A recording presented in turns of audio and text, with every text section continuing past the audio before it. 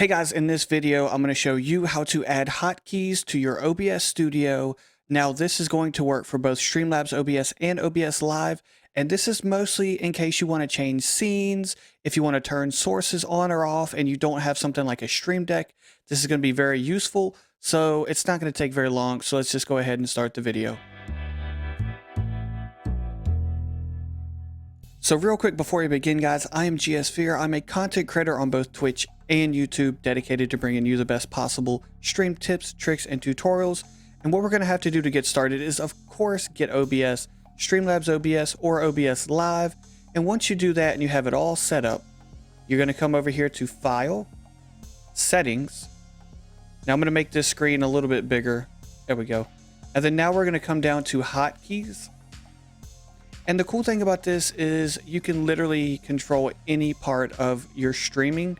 With this, you can start, you can stop the streaming by just setting up a hotkey.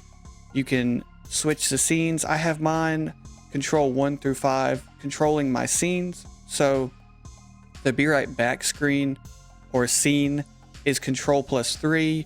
My just chatting scene is control +5. My game is control +1.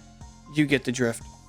You can also set it up to where you have your microphone turned on or off, like unmuted or mute, like push to talk.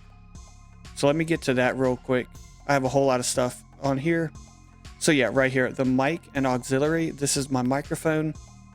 You can mute this, and you can also unmute it with a hotkey. This is a really good function.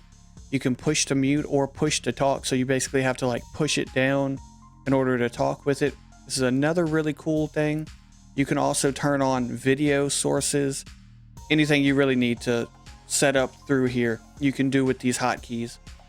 So thank you guys so much. I really hope this helped. And if it did, please consider hitting that subscribe button, the notification ding ding, and don't forget to hit that like button as well. And I will catch you guys in the next video. Peace.